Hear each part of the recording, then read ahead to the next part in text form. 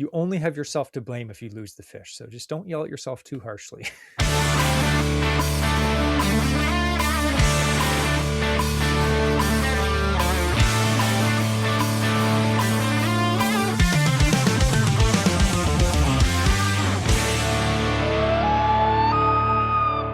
Welcome, everyone, to another awesome episode of the Fishing Loons podcast, brought to you by who, Andrew? The Average Ontario Anglers. I thought he was going to say, brought to you by us. Today we have a really cool episode. I know last week we had a very comical episode, we'd like to say, but this one is a little more painful. If you're listening to this, I apologize in advance because your Monday drive to work, it's just going to remind you of failure. That's right. Jesse's going to be singing you all the greatest hits from the 80s with no auto-tune. If anyone's doing that, it's definitely going to be Andrew. But I'll tell you, the one thing we can learn from failure is how to do better in the future. So today we're actually going to be talking all about reasons why we lose fish. May it be bad hook sets, may it be having a really dumb net partner that nets your fish wrong, or other gear failures. We're going to be talking through some of that stuff, and we're going to talk about why it happens, and we're going to talk about how you can stop it from happening in the future. So in 2026, you can catch the most fish possible. But before we get into that, we actually have something else interesting. And that is, as tradition states, we have the interesting fishing fact. And that is going to be brought to you by Andrew. He told me it was interesting. I'm ready. Yeah, but I say that all the time. I say that to all the boys. He lies. So we've talked before on this podcast. We've had whole episodes about terrifying creatures, scary creatures. This is 100% factual. The creature we're going to talk about here. It's real. It's dangerous. It exists. And us as Canadians primarily deal with it every single year. Specifically in the spring is when it's most aggressive. Do you have any ideas as to what I'm going to be talking about, Jesse? And as anglers, I guarantee you'll be crossing paths with these guys. Oh, I was going to say flooding, but it's an actual animal. It's an animal. Beavers. Not quite. We've talked about them before, but they're not beavers. We're talking about cobra chickens, geese. Ah, I hate those things. I was doing research into, cobra chickens. I love that. Yeah, it's a good one. I didn't make that up. That's internet lore coming into my vocabulary. But I was doing research into why are they such like a bane of our existence? Like every single spring, basically. There always seems to be stories. I know I've dealt with them a bunch of times. I'm sure you have too, Jesse. So springtime is the time of love, which means hormones, which means these geese are just going nuts. They've got testosterone, they got prolactin. They crank the territory instincts in these geese way up when they have these hormones in them. Essentially, their brains go into defend everything mode. This includes defending their nests and defending their mates, nearby goslings, defending areas that might someday contain nests. Like they just defend everything. And that's why a goose will attack you even when there's no visible nest. You're not trespassing on its location. You're trespassing on the concept of its future home. That's these geese. And you have to keep in mind, geese are a prey animal. So they are, for a defensive stance, some animals will try and hide. You think of things like good camouflage and whatnot. Geese, they know their prey. And so their defense mechanism is just intimidation. It works. It is genius because it works really well. They'll spread their wings to look bigger. They'll hiss to mimic other predators like a snake and stuff like that. And then they'll charge aggressively to force whatever predator, what they perceive as a predator, to hesitate and to double think, hey, should I attack this thing that's now acting this way? And it works. Most predators will rely on surprise and confidence, and the geese counter this by being the most confident thing in the area. That's their goal. And it works. Humans, I know me, we panic, we back up, we say, I don't want any problems with you. And the goose says, I won. That's their logic. Yeah. On another side of it, we as humans have not made the problem any better. We've done worse. Not only do we live in where their natural habitat is, there's going to be, cohabitation, ideally. But geese have learned over time with interaction with humans is humans usually don't fight back. Humans usually run away. And sometimes humans have food. That's like a deadly combination of this creature who has confidence coming out of its wazoo to be okay, I will attack you now because I'll either get fed or you're going to run away, which I want. So they pass on this behavior to their young, and the young become more and more brazen, more and more confident. So it'll actually, like, in 50 years, who knows what these things will be doing to frighten us. That's a scary thought. The cool thing is, unlike some other creatures who have this or a similar way as a defense mechanism to just, put up a bunch of bravado, the geese, they don't bluff.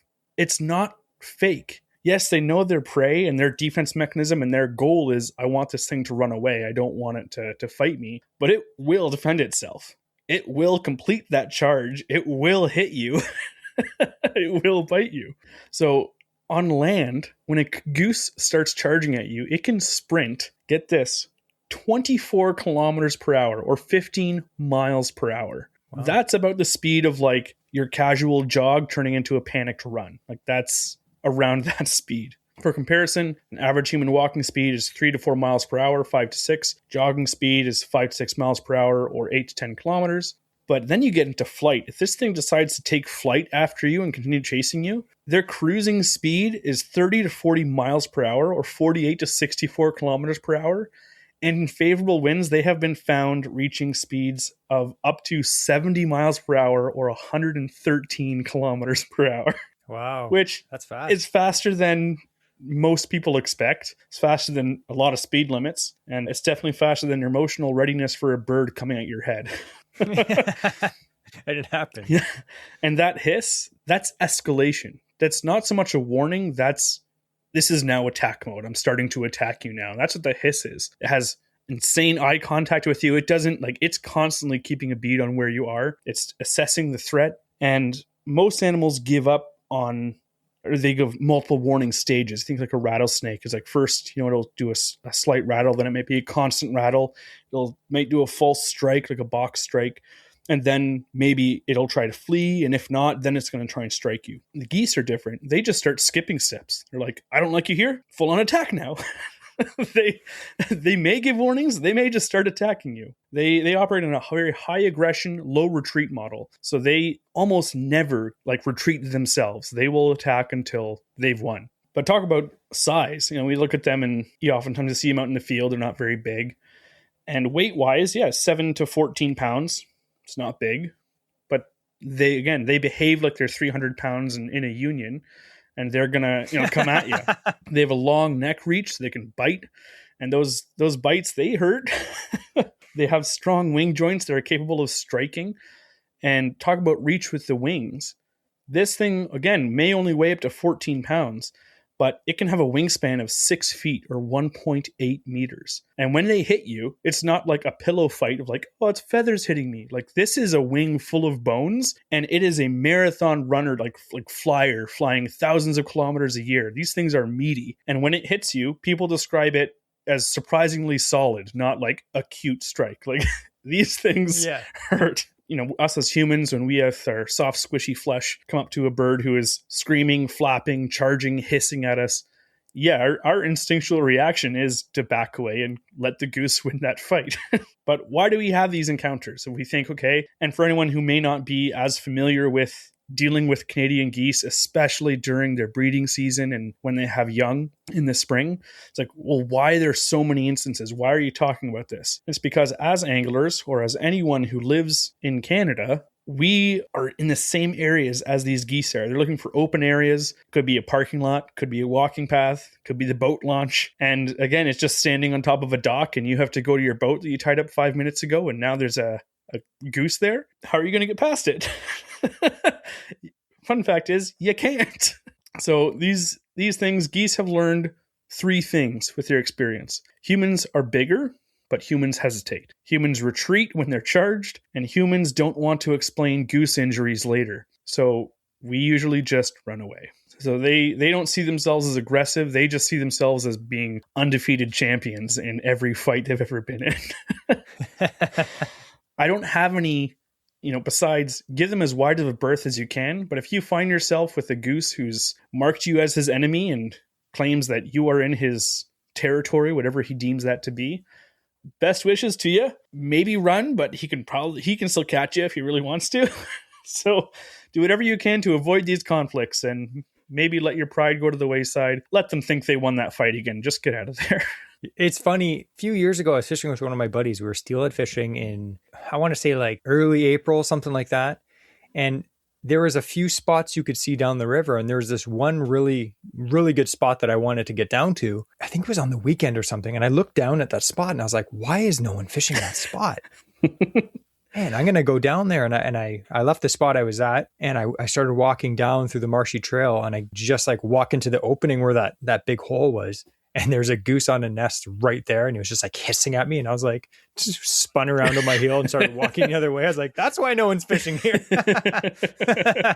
Yeah, they are aggressive. We actually had two of them on our roof at work. I work in this 100,000 square foot building and we were hearing like just like noises on the roof. So I went up on the roof and there was two geese up there. And I don't think they had a nest or anything up there, but they were very aggressive. When the guys went up there to do the HVAC work, I didn't warn them. So I feel bad. You know what? They were never seen again. Deal with it. Yeah.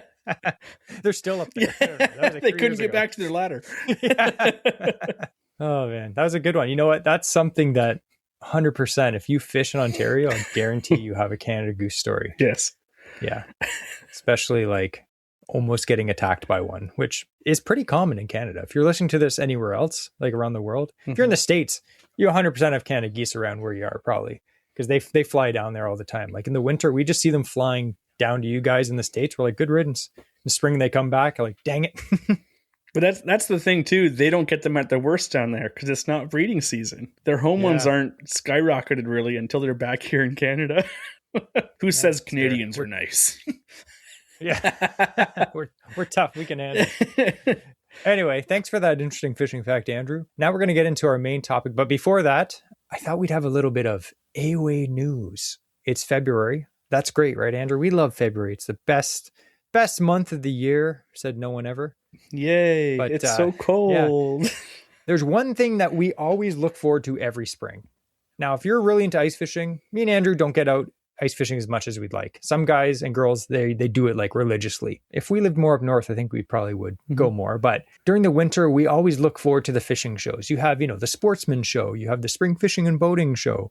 And of course, you have the biggest fishing show in Canada, CanCast. Mm-hmm. So we always talk about CanCast. If you've listened to this podcast for any amount of time, every spring we talk about CanCast because it's Canada's biggest fishing show.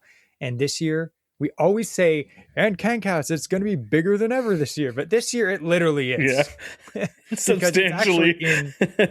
It's in two locations this year. Two massive locations. It's so big, they couldn't fit it in one place like last year. They have two locations, and they're going to have like buses going back and forth, shuttling people for free back and forth. And as a point of note, when we say two locations, we don't just mean it takes place in Peterborough there's a memorial building, and then there's also the arena. And there's two buildings. And I know a lot of people in the past didn't realize, there's a second building. So guess what? This year, there's those two buildings. That's one location classified, though, because they share a parking lot.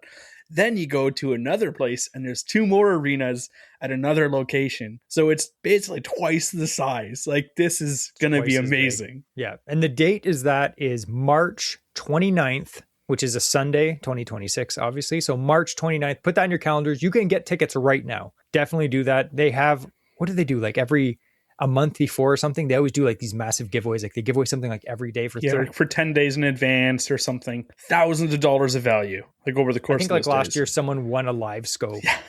Like it's not cheap stuff. It's legit stuff. So make sure you put that in your calendars. I'm going to put in the show notes, the CanCast website. You can buy your tickets there. You can gift people tickets. Definitely do that. We're going to be there. And the other part of CanCast is cool. One of those arenas is actually Muskie Odyssey, which is brought to you by, as well, Muskie's Canada. But Muskie Odyssey is awesome. We went last year. We went the year before. It is a huge muskie show. You go in there, they have everything. Rods, reels, boat stuff, tackle, lures, bait makers, like everything you go in there, everything's 100% muskie. They have seminars, some pretty insane seminars coming up.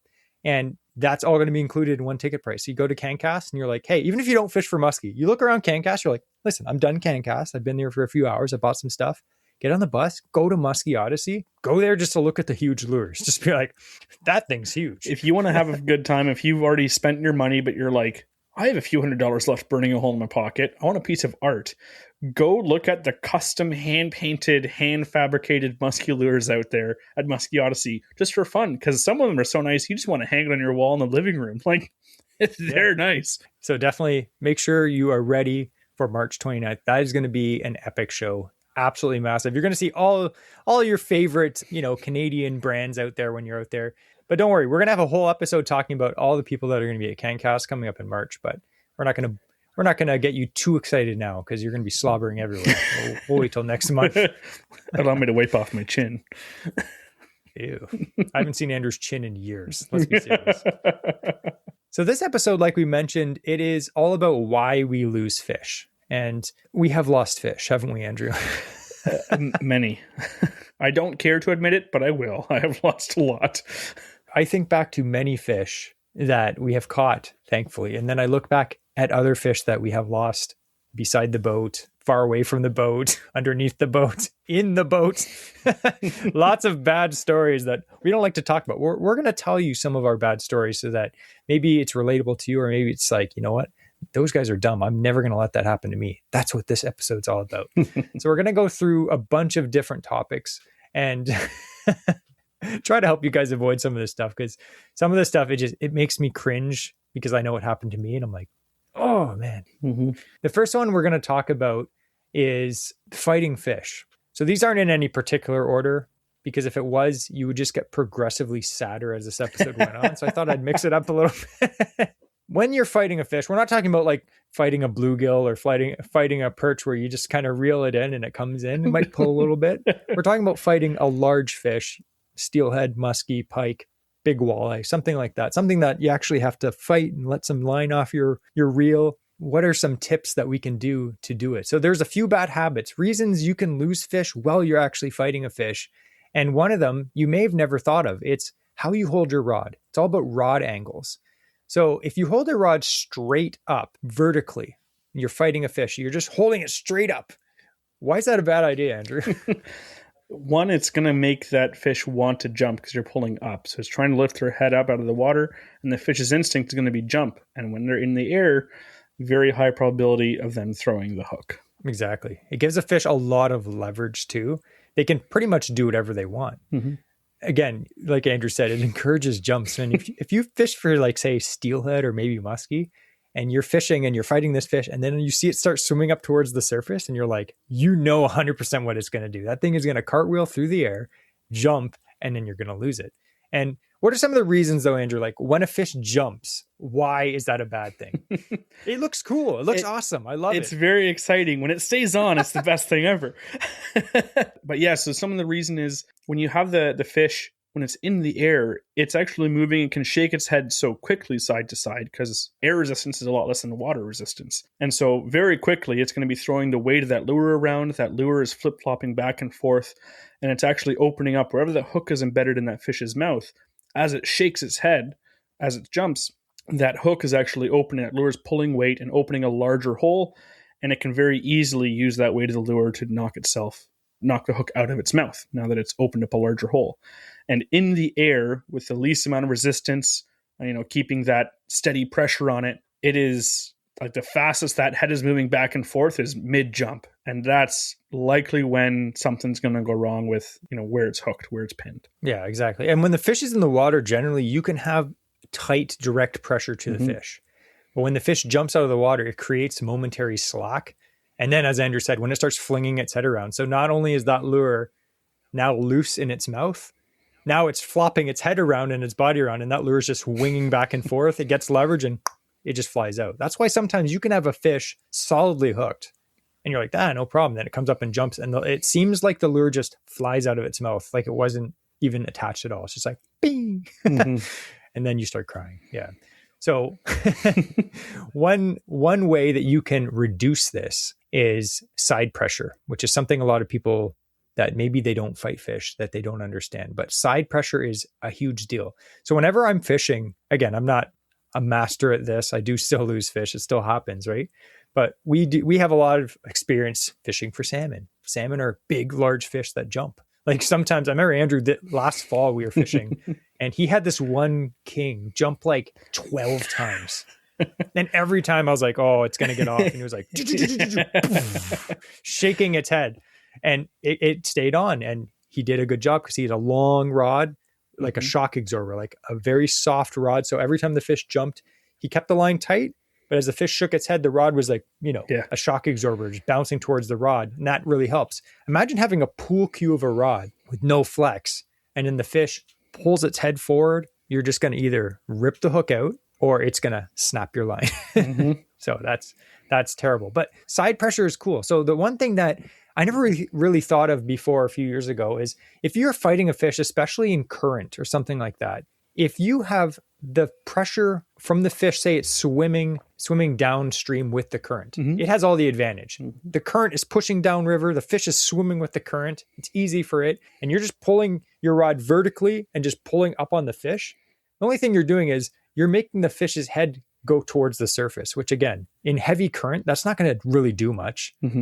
B, you're encouraging it to jump. You're not going to get it. So the cool thing is when you use side pressure, you actually turn the fish naturally one way or the other. A fish's head and spine is straight. So if you try to lift its head, you're actually lifting the whole body. But when a fish is pulled to the side, think of a longer fish like a muskie, a pike, even a salmon or a steelhead. When you're fighting a fish and it won't move in the current, if you pull your rod to the side and start pulling on it, you'll actually turn its head and you can actually kind of make it cut through the current out of the heavy current. It's pretty cool. We've been doing that for years for fishing in the rivers, like center pin fishing and stuff. And I'll see it so many times. You'll see a guy with a big fish on, like a big bow or something. And just leaning back into it.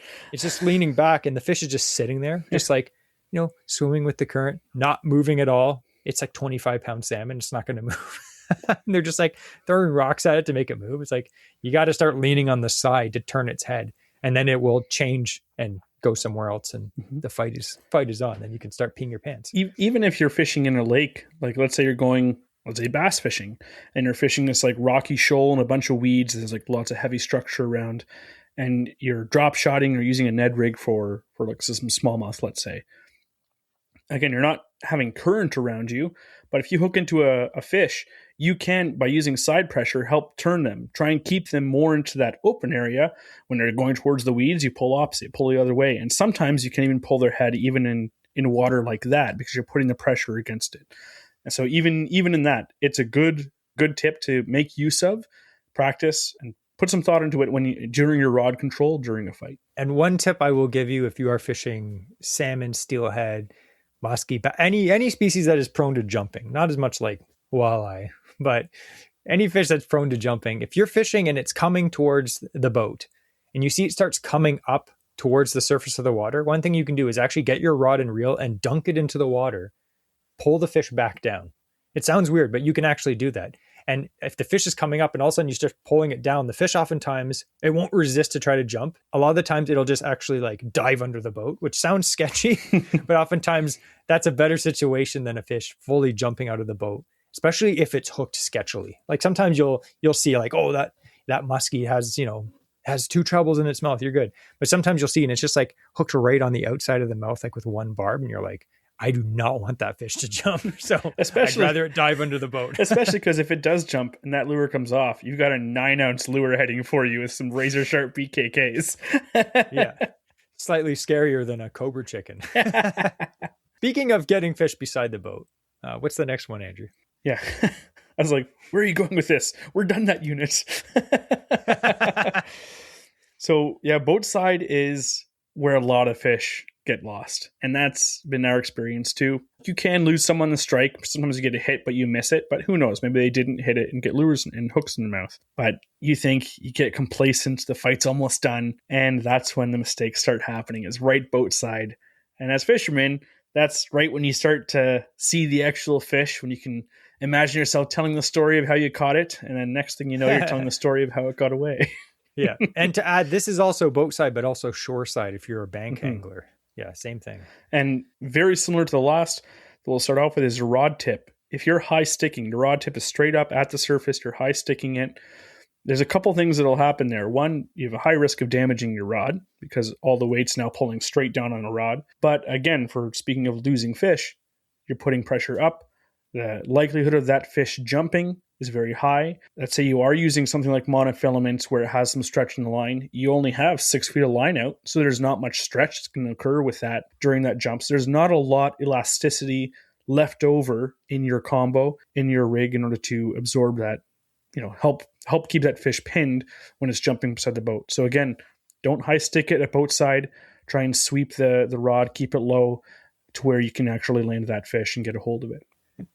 One thing that it happens to all of us, especially if you're someone that likes to video or like vlog or video or capture the fight of the fish. Like you may have a GoPro strapped on your chest or something like that.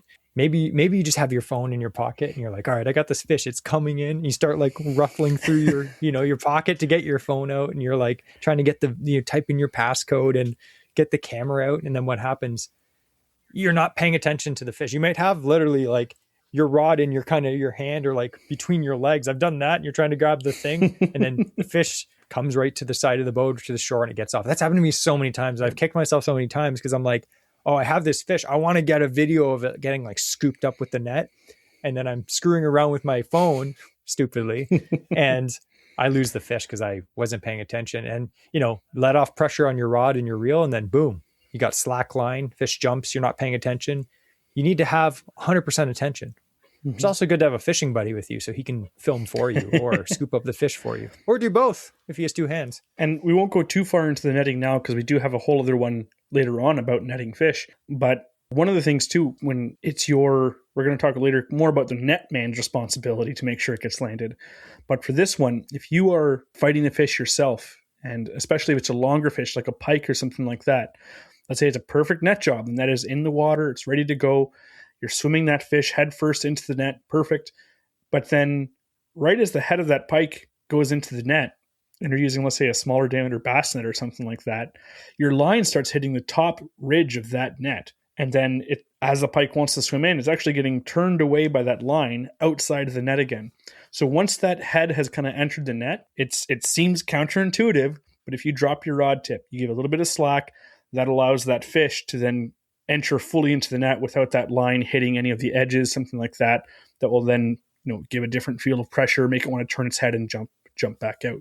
So that's something that can help as the angler who is fighting the fish during a net job process. That will help tremendously as well. Once you get that front half of the fish in or the head into that net, dip your rod in, just let it make the rest of the way in. And one hilarious boat story kind of comes to mind. I was fishing with Mike from Waterwolf Lures last year, year before, I forget. We're out muskie fishing.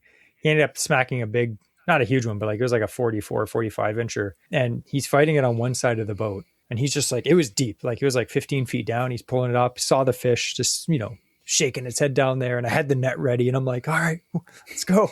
But when when someone has a big fish on, you don't want to get in their way because sometimes you have to kind of run around the boat. Or if you're on the shore, you might have to run up and down just to get around obstacles. Because if a fish is going a certain way, you have to go that way. You can't just be like, I'll just tug them this way. Yeah. You probably can with heavier gear. But if you don't want to lose that fish, you kind of have to baby them, right? Anyway, he's fighting the fish on one side. He's like running up the side of the boat. He has a trolling motor down. So he's trying to keep the line away from the trolling motor. He's like, I'll pull the trolling motor up. Fish goes on. He's on the one side of the boat. The fish goes straight down and under and jumps on the other side of the boat. I was like, whoa. So he went around the other side. We scooped it up. But you never know. The moral of the story is you never know what a fish is going to do. Sometimes they're crazy. I remember that one time, I think it was you, Andrew, when we had that fish and it dove under the boat and the line got stuck on a rivet and snapped the line. Yes. Yep. Oh. It was just like it dove under the boat and it was just like ting. Yeah. That's like one of those things is like we already talked about. Sometimes you got to dunk your whole rod underwater. Just you don't want that line to touch the hull. You don't want it to, sometimes you got to do some acrobatics yourself to get this fish in who's being acrobatic itself. Absolutely. One of the main things I'd say, main reasons why you lose fish or even fail to hook them in the first place. We talked a little bit about this on our last episode is the fact that you have to sharpen your hooks or upgrade your hooks to premium sharp hooks. Now, we always talk about upgrading hooks. Mm-hmm. If you've listened to this podcast for any amount of time, you'll know that when we buy a bait, generally we're going to add better hooks on it. That's not always the case. Like we were talking last week, I was like, I bought a bunch of new lures and it seems like a lot of the new baits have pretty good hooks on them. It seems like there's not many brands where you'd buy a hook now and you're like, this is garbage. But it does happen. Mm-hmm. Like, for instance, I just bought this bait the other day at sale. This is just like a jerk bait. I got it for pike because it's Fire Tiger, my favorite for pike. But I don't know what kind of hooks it has on it, but they're pretty sharp. I won't replace these for pike, because for pike, they're going to inhale the bait. It's got sharp hooks. That's good. But sometimes when you're fishing for like muskie, for instance, the hooks that come on the bait, they may not be the sharpest hooks.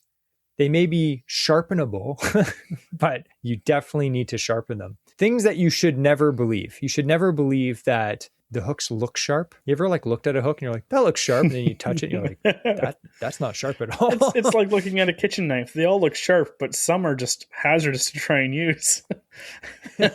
It's true. The other thing too is you have to think, when you have a sharper hook, we always think that fish have soft mouths. Like, they don't. A lot of the fish, they have hard, bony mouths. When you're getting like a needle, when you go to the doctor, say you have to get an injection of some kind, what would you rather have? A really thin, sharp needle or a big, thick needle that's dull pushed into your arm? I'd rather have a thin needle because it goes in easier. Mm-hmm. Same with hooks. You want hooks that are sharp. You make sure that they're sharp. Have a hook file. There's two different kinds of hook files that generally people use. One is just like a regular file. And the other one is that one with the two thin bar files side by side. Mm-hmm. I really like those. I like that too. Using that. Yeah. And it's one of the things too, I think muskie guys are always like, you got to sharpen your hooks. You got to sharpen your hooks. And a lot of them do, but I don't see a lot of bass guys doing it or walleye guys doing it, you know? Mm-hmm. And that's something that we're really, really trying to do. Like, I'll make sure to grab my files out of my muskie box before we go camping and do a walleye trip, because you're smacking your jigs on the bottom. That hook point is going to roll over. How many times have you missed a fish? You're like, I don't know how that fish got off. And you look at your jig and it's like completely rolled over. You're like, that thing wasn't even hooked. It was just holding onto the bait. Man, it only takes one rock, right, Andrew? Yeah. It reminds me of, was it Parks and Rec with that one guy? He's from another country and he's like, straight to jail. Believe it or not, music too loud, straight to jail. It just makes you think of, you're fishing, you hit a rock, straight to sharpening. You hit a log, straight to sharpening. You catch a big fish, straight to sharpening. It's a great habit to have, though. I don't think you'll ever regret sharpening your hooks. That seems pretty dumb. You'd be like, you don't need to sharpen those. And if you are fishing a lake where you don't have to sharpen your hooks, there just must be a billion fish out there good for you. I work hard for my fish, though. I need them to actually get hooked when they bite.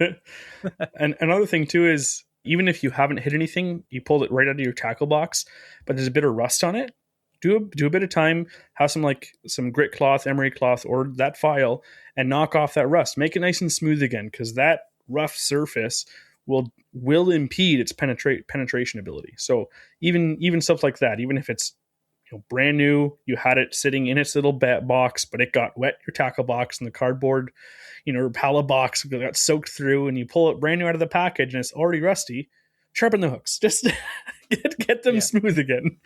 It's worth it. Once you catch a giant fish on them, and it was like hooked super lightly, but it got hooked, you'll be like, that was worth it. And again, adding to the point of some baits, if they come with trashy hooks on them, don't try to sharpen. You could try to sharpen them for hours. It won't work. Just buy better hooks. You can buy packs of treble hooks at any tackle shop you walk into. There's all different kinds. Like we like a certain amount of brands. We've used so many, like Gamakatsu, BKK, Berkeley. For treble hooks, I still love the Gamakatsu Finesse R. Like those, I think those are the best. The G Finesse. Or the G Finesse, sorry.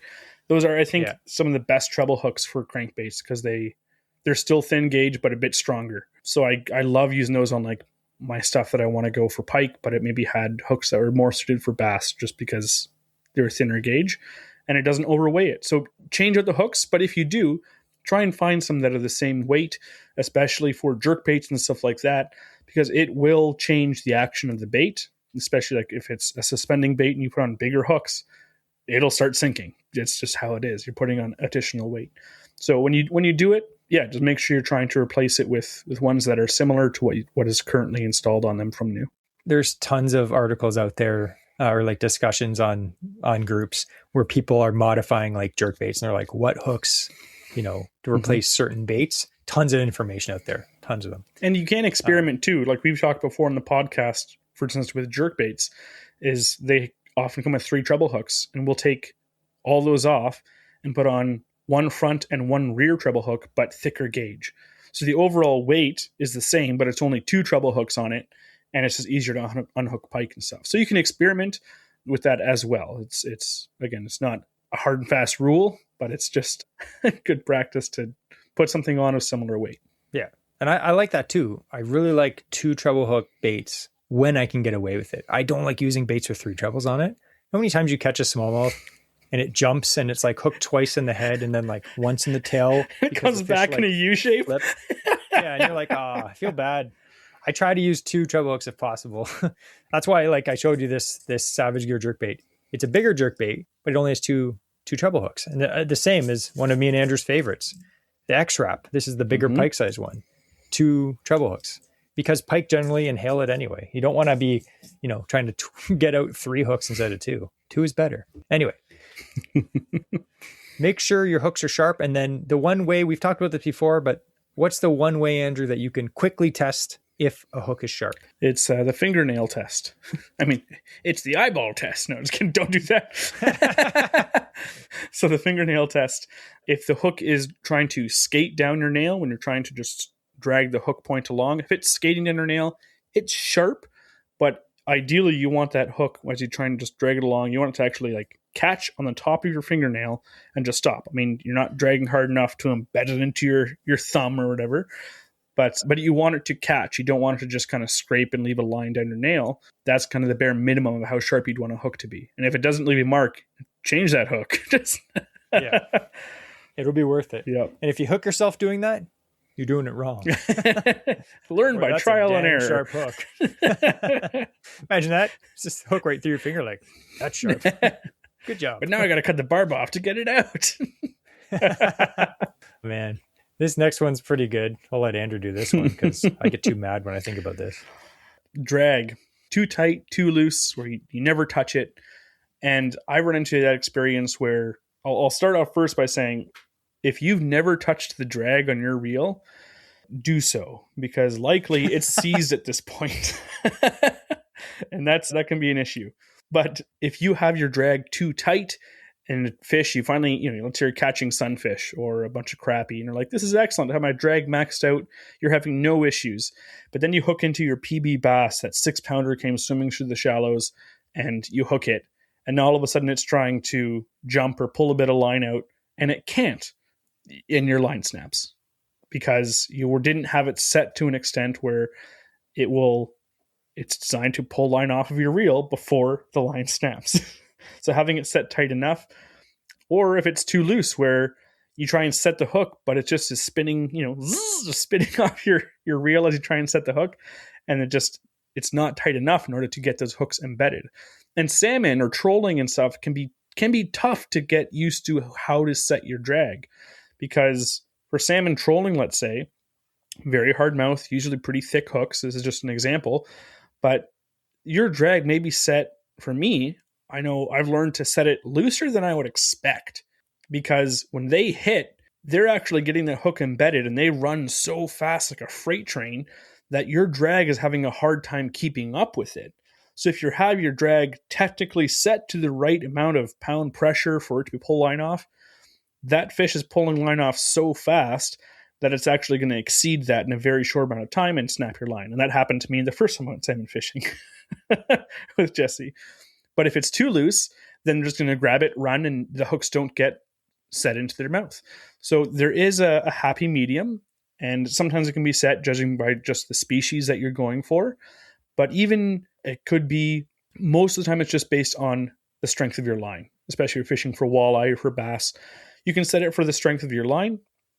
And again, if you might, turn it up or down a little bit depending on the bait or the type of hooks you're using, because you may go from, let's say you're using, not that you would really want to do this, but you're using a flipping stick and you've been casting jigs or, big 3-4-aught hooks on it, and you have that drag pretty high because you're using 50-pound braid.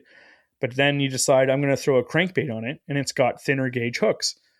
Without that drag set properly, it's not just line that's going to snap. You're going to start bending hooks out. So there is different reasons. You have to adjust your drag for the weakest point of your fishing system.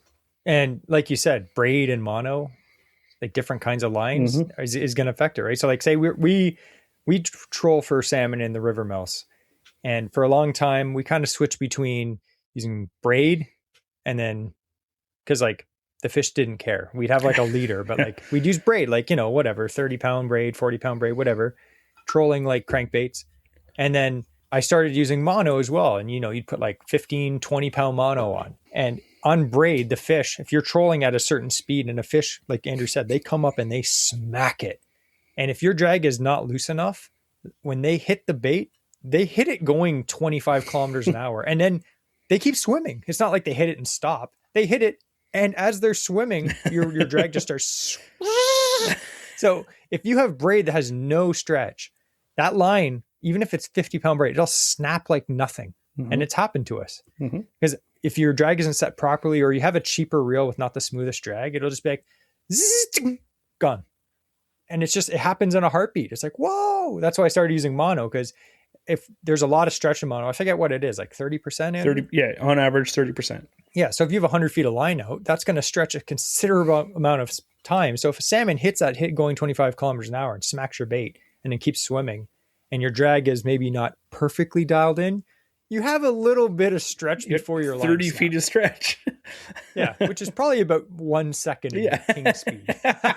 But in the shock time. absorption of mono is a little better for fishing, for fighting fish, but not so much for getting the hooks into their mouth, unfortunately. One sad story that I'll tell you guys is I was fishing one time, and I've gotten into the habit, and you guys should too. After you're done using a fishing reel, you should loosen the drag off completely, because all of the washers inside of your drag system, they could be made of many different things. They could be made of cork. They could be made of just like composite material, felt, ceramic. Yeah. So when those are compressed, that's what forms the friction to give it a drag. But you shouldn't leave that on all the time, especially over the winter if you're storing them. So I've gotten into the habit of, you know, when I'm done fishing for the day, I'll loosen my drags. And then for the next time I use them, I'll remember to tighten them up. Try to remember. So anyway, what I do now is I loosen them completely. That way I know when I go fishing, I turn the handle and the line won't even go on because it's so loose. I'm like, oh yeah, I got to tighten this. This story, I forgot to do that because I just loosened it halfway. I was flipping this dock. I had this big bass come out. It was like a 4-pound plus largemouth. I saw him dart out, grab the jig. I set the hook and my line was just like bird's nest. Literally almost I gave myself a bird's, and I didn't catch the fish. I was so mad. I was like, my drag wasn't tightened at all. I feel like such a moron. And to this day, it still haunts me. That fish is probably still there, fatter than ever.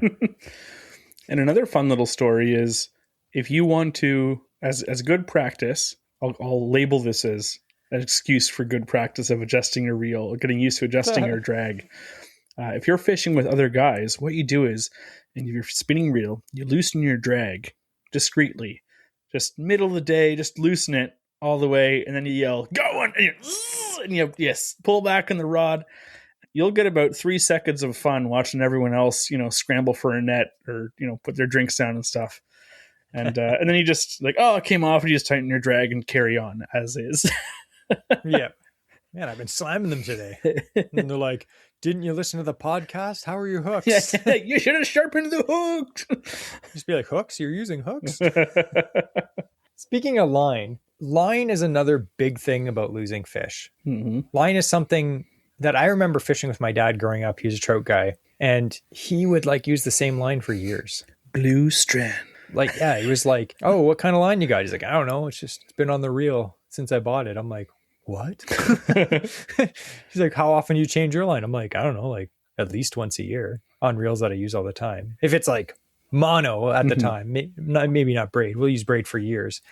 Maybe guys that are pros will change braid more often, but I don't know. I change it when it literally starts getting frayed up. That could be years depending on the reel, right? Mm-hmm. But if you're fishing line such as monofilament or fluorocarbon, what happens is over time is it actually, not only does it take abuse and get nicks in it and stuff like that, but it also loses its strength. Mm-hmm. It's kind of like Tylenol.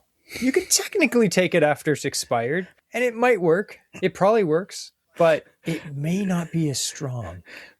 And afterwards, you will have a huge headache. Fishing Loons do not advocate the use of expired over-the-counter pharmaceuticals. It's not over the counter. It's right on the shelf. But yeah, mono and fluoro loses strength. A lot of different things cause it to lose strength. Again, we talked all about fishing line in a previous episode, but fishing line, it doesn't stay as strong as it is, especially after you fight a bunch of fish on it and it stretches out. You have UV from the sun. It does get weak over time. So you have to change it. And if it's a reel that you use all the time, like if you're someone like me and Andrew and you have so many reels, it gets to the point where you're like, I can't change all the line on my reels every year. I'll go broke. That's why we use a lot of braid to leader, because it's like the braid will last for years. Yep. I'll just buy a bunch of spools of leader and I only have to replace 10 feet at a time or 5 feet at a time. That's great. All you have to do is learn how to do a few small knots to connect, the connection knots. It's definitely worth your time to do that. But if you're someone that just runs straight mono or fluorocarbon, you have to change that stuff. I have lost fish, sadly, from using old line. Haven't you, Andrew? Absolutely. And like Jesse said, with the some people, yes, it damages the line gets weaker with time. UV especially, and I see guys who store their 2-piece combo in the back window of their car, and it's great. You want to be ready to go fishing at any point in time, but it hurts me when I see that because it's just baking in the sun. And just like how you have old plastic window, if you watch American Pickers or something like that, it's old plastic window displays or old plastic signs, and they're yellowed and they crack and super brittle. That's because UV has weakened it. It has made it brittle.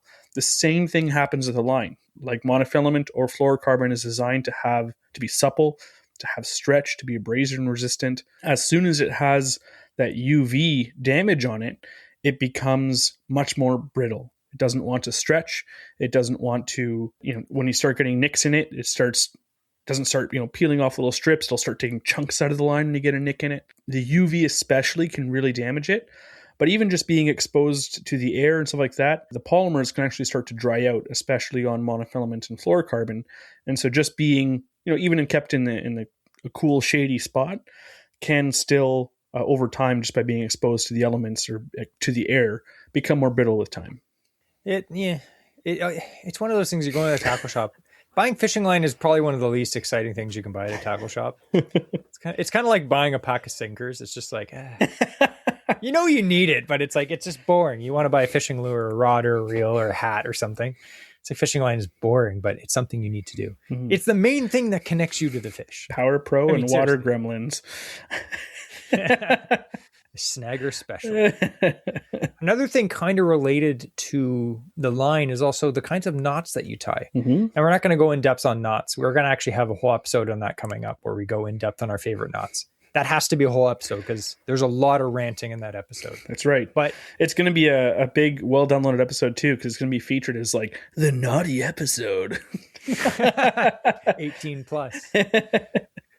Yeah, but you need to learn good knots. And I'm sure most of you that are serious anglers are like, you know what, I have 4 or 5 knots that are for different situations.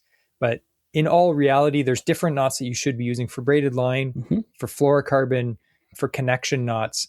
For different times, you need different knots. You can't just be like, oh, I tie this one knot. Like I'll tie a trilene knot on braid. It'll slip. Guaranteed it'll slip. There's certain knots you need to tie. Back in the day, when I was young, when I was a kid, I learned the trilene knot. It was the one on the back of the box of trilene. Like I got to show you this. I got to show you this box right here. Look how old this box of trilene is. I miss the old graphics.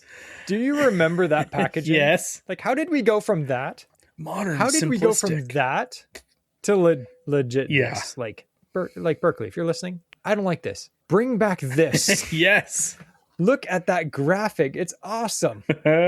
Anyway, when I was growing up, I was young. I used pretty much braid was like kind of a thing when I was growing up, but it wasn't as popular as it is now. It's pretty much we use mono, and I did a lot of trout fishing. So I had 4-pound. I found this one in an old storage box. Like this is a legit old. There's no line on it. I used it all, but yeah, I used to use like 4 or 6-pound.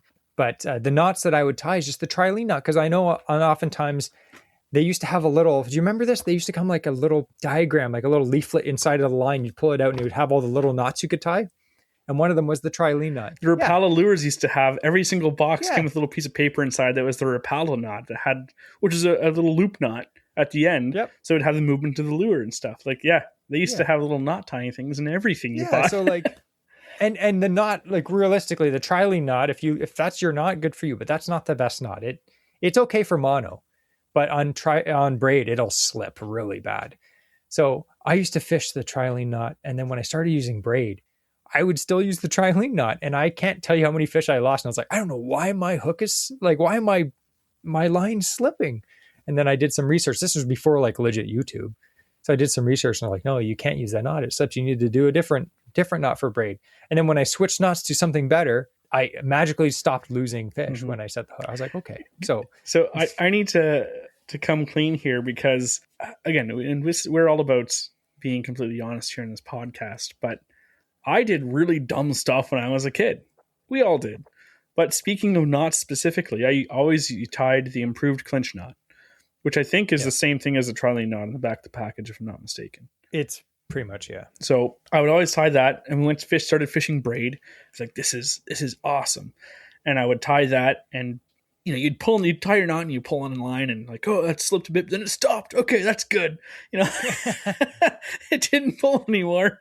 And yeah, I'd lose pike and whatnot. So I realized that it keeps pulling through. So I thought the best way that I could figure out in my 14-year-old brain, instead of do some research and find a proper line to tie, it was tie the improved clinch knot and then leave a long tag end and then tie a bunch of overhand knots in the tag end so it would slip. But then the overhand knot would like get caught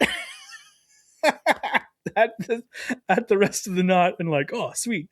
It helped. I still lost fish though. This was last week. Yeah.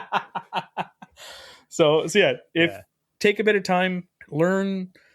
It may sound like, okay, what's the purpose of doing it? But if you learn to tie, let's say 5 knots, you're well covered for every situation. You have something to tie your mono or fluoro. You have something to tie braid.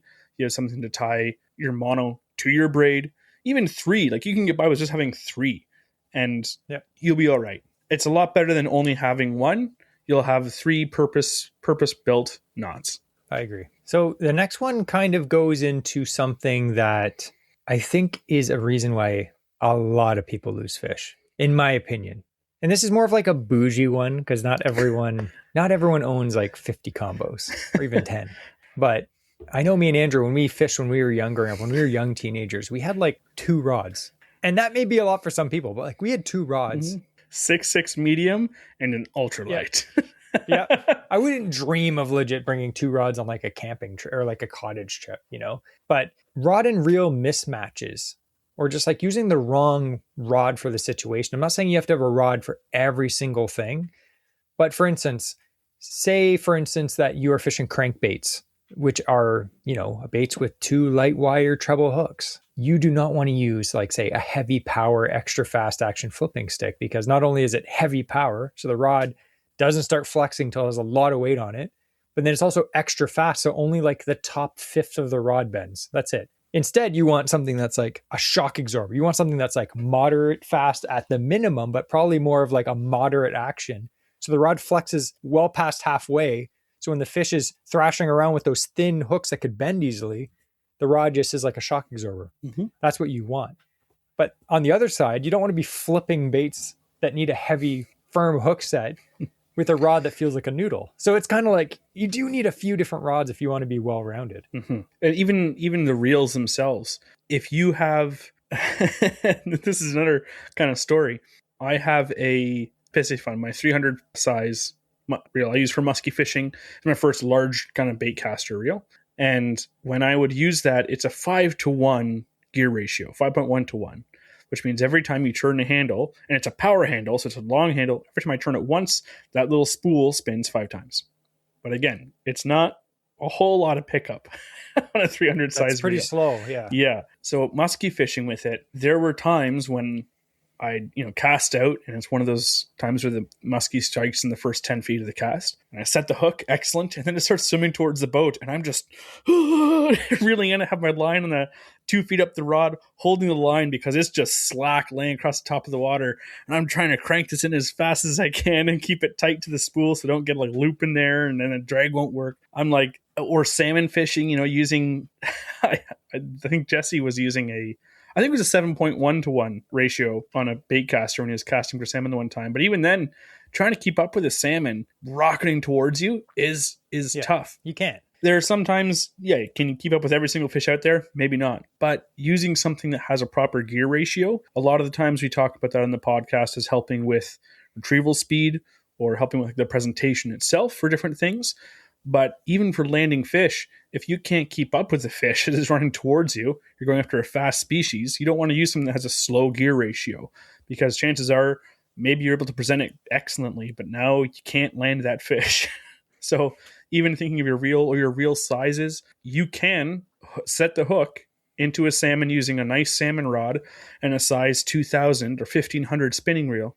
But as soon as that starts running, your drag is going to melt, and it will not stand up to the abuse of a Chinook salmon. Maybe once, and then it'll wobble every time you reel in after that. Like it will trash your reel. So going to a 4000, size spinning reel or something like that, using reels that are equipped to handle what you're fishing for, that will result in more landed fish as well. Absolutely. And from over the years, countless times I've fished for salmon down at the harbors and the piers. I've seen so much gear get destroyed, like rods, mostly snapping, but also like guys coming with just super cheap reels because they're like, I just bought this cheap thing and it's got like the actual plastic spool. It's not a metal spool. And it's just like, it's so like not engineered well that the whole spool is wobbly just by touching it. And a salmon grabs it, it's like, it just breaks. I saw one guy hook into a salmon and he had like a push button reel. I'm like, what? And of course, it just started to run and the drag couldn't keep up with it. So the top of the reel just fell off and the line snapped and half his reel ended up in the water. And he's standing on the pier like, you're not getting that back. Yeah. To wrap this one up. So gear combos, again, it's not essential to have like specific combos for everything. Like a lot of the combos that me and Andrew run are more like, we call like versatile combos. I hate now that a lot of rods, they have specific, it'll be like, oh, this is a buzzbait rod or this is a Texas rig rod. It's like, okay, it does that well. You can fish 10 other things on that. But I feel like if someone buys a rod and they buy a rod that says, it's for Texas rig, and they're like, oh, I can't fish a spinnerbait on it. It's like, yeah, you can. Believe me, you can. The fish don't care. So I kind of hate that rods are kind of have the names of things on them now. A lot of brands do that. I try to avoid those rods because I think it can mess with you psychologically. Or like, oh, I shouldn't throw this on this rod because it's designed for this. It's like, no, they just want you to buy a rod for everything. But we like rods that are more versatile. I have a few rods that actually say on them, they say like versatile. This is the lure weights that worked well with the rod. But even the lure weights, that's just a suggestion. You can chuck giant baits on a medium heavy and probably not break your rod. Don't do that. But yeah, if you have a medium heavy rod and it's rated up to 3/4 ounce, believe me, if you occasionally have to throw a 1 ounce swim bait, you'll be fine. Don't worry about it. But make sure that you use a proper rod that is forgiving, because mistakes that you're going to make, mistakes happen when fish do stuff that you're not expecting. If you have a rod that is not designed at all, or it's the right action for what you're trying to do, you're going to lose fish. So that's why I tend to avoid extra fast rods when I'm bass fishing. I like rods with a little more flex to them because it helps me land more fish. We'll talk about that rant another day. The next thing I was going to get into again was the nets, but this time more on the side of being the net man. And there's nothing more valuable than a good net man. And there's nothing more frustrating than a bad net man. Hello. So hey, to be fair, to start off, we are both good. Yeah. I don't think I've chotched a good fish for you, and I don't think you've chotched a good fish for me. No, we're good. I've seen horror stories though. Oh yeah. I almost ruined one for who? When we went muskie fishing in St. Clair. Oh yeah, for Jonah. I almost ruined one. That wasn't your fault though. No, the net was all tangled into the handle, and I was like, the muskie was boat side, and I'm like, I don't have the time to untangle this net because it wasn't ready and prepped. It was like the first fish of the trip of the day, and we didn't think ahead to prep the net. And so the basket of the net was caught up halfway up the handle, so there was like no basket in this thing.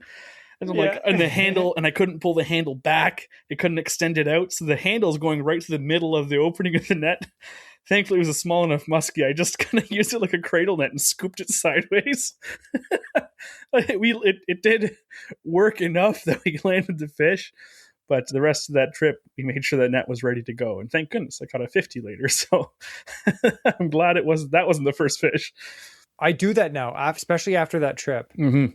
Especially when I'm muskie fishing, that net is open, ready to go, and untangled against like a chair. Before you pick up the rod, pick up the net, get it ready. Because it's like when a muskie hits right beside the boat, you have maybe 3 seconds to have that net ready sometimes. Not even. It's not like it's like, oh, where's the net? It's like, it should be ready. Yep. Yep. Haven't known where it is. So some of the things why the network can fail. Poor communication. If the net guy starts to panic, starts jabbing at a fish, like it hurts me to see that and to hear those stories. If the net is too small, like when we started muskie fishing, we only had a bass net, and trying to land a 40-inch muskie in that was a horror show. It was not fun. Well, it was like a big bass net. Yeah, but yeah, it wasn't a muskie net. In the muskie, it's in the net, but it's like folded in half. Like, okay, having a net that will hold a fish well, even salmon fishing. We've done it before where our salmon net broke, so the rest of the season we fished the bass net with a deeper basket. Yeah.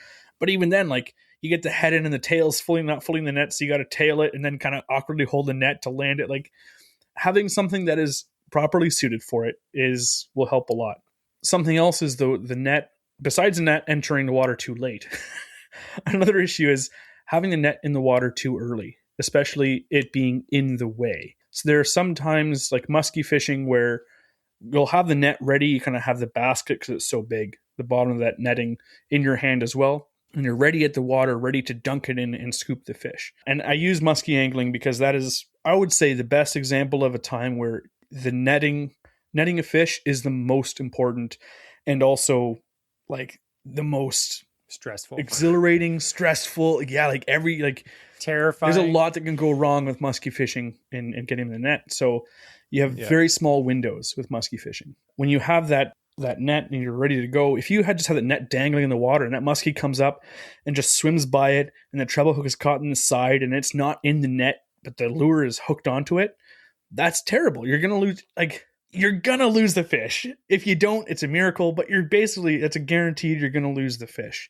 So making sure that you have the net ready to go, but maybe not just hanging loosely in the water, that's something as well. So what are some things that you would say is good for netting? What are some ways that you get prepped and stuff yourself, Jesse? Well, like I mentioned, I think we're doing pretty good on this, Andrew, but we have multiple nets. Like we have between us, I think 5 or 6 different nets. Not at a time in the boat, just in general. We own them. Yeah, it is in general, but like having the proper net. Because again, like we're multi-species. Say you're from the States and all you do is fish for bass.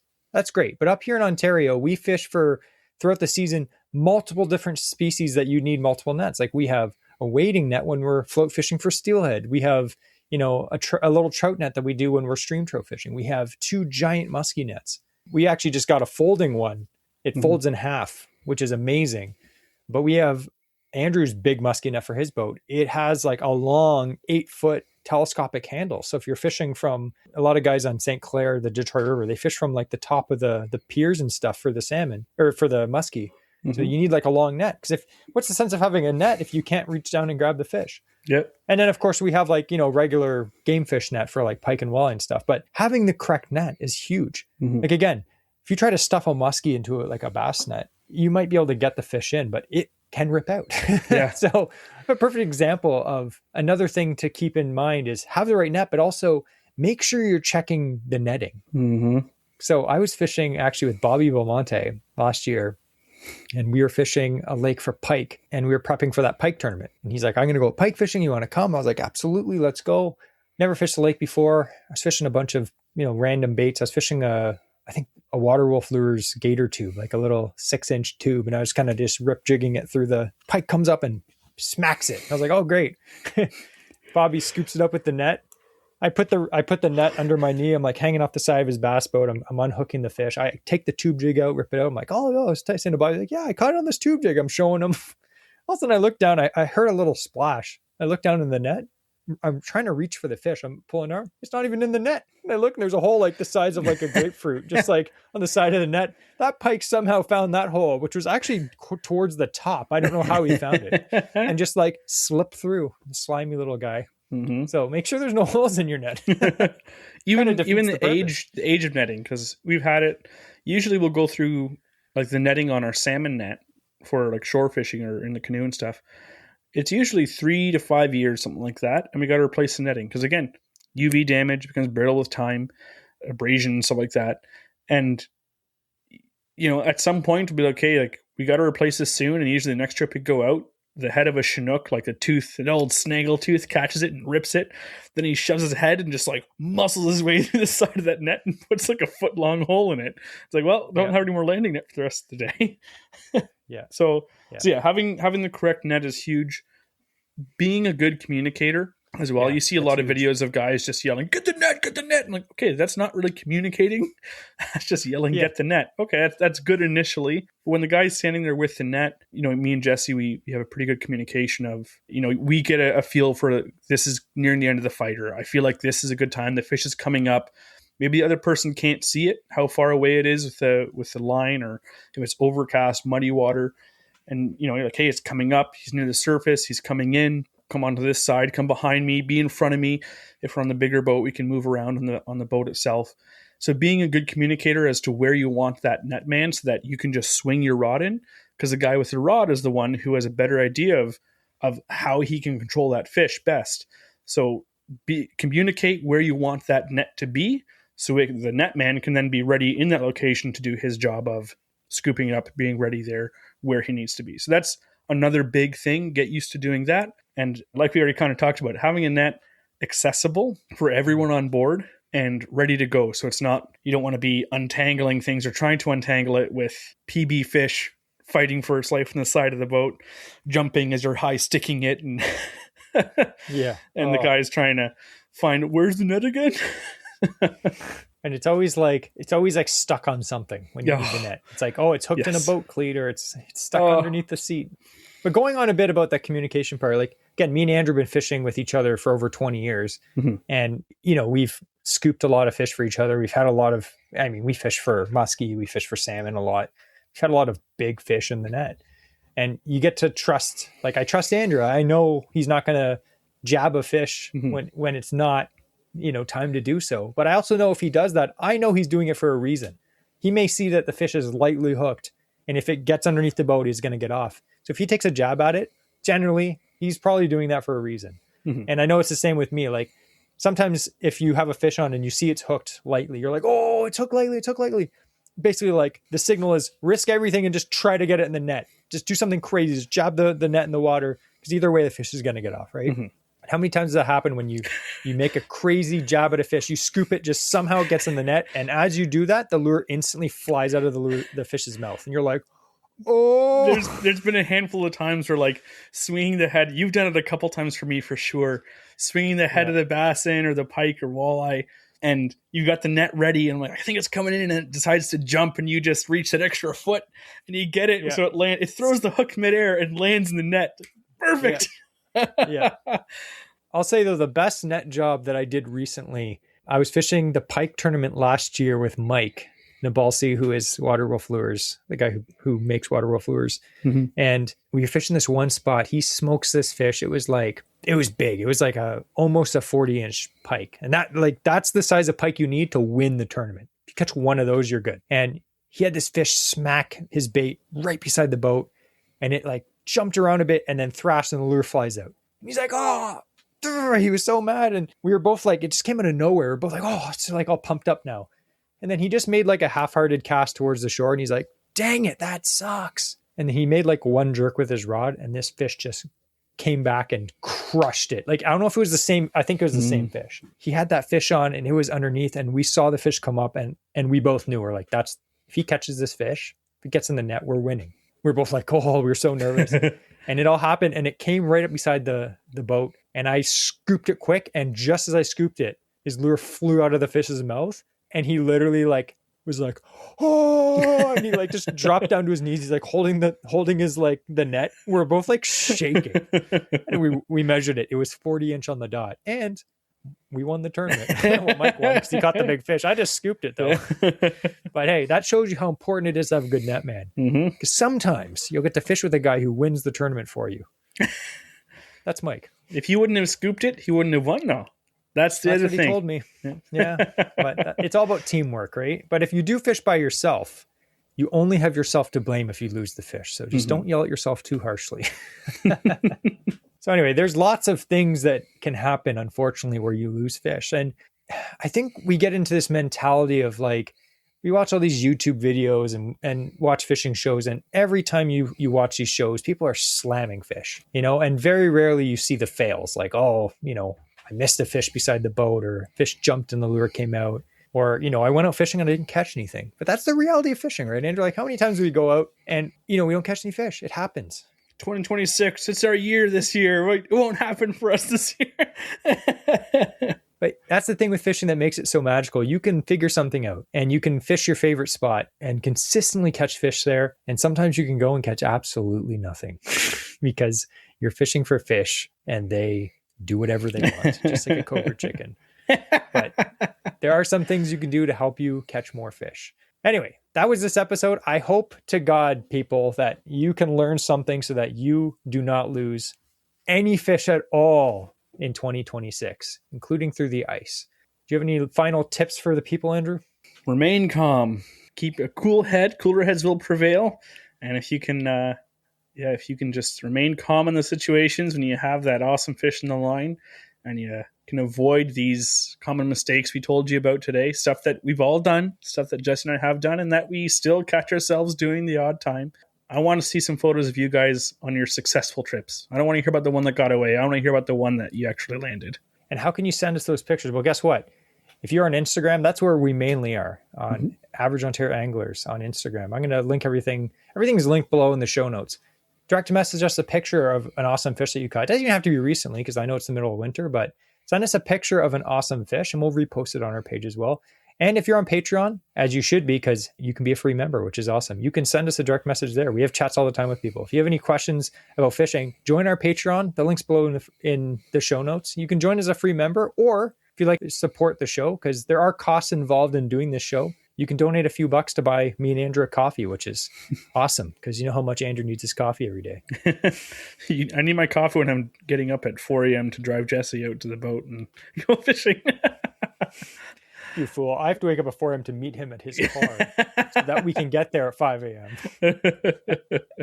So anyway, we're going to end this episode until next week, or in 2 weeks when we see you guys again for another awesome episode. But we're going to end this episode with what we always do, which is, Andrew forgot, the quote of the week. And to handle that on the spot is Andrew. If you lose a fish boat side, you're a loser. But at least you get a good story out of it.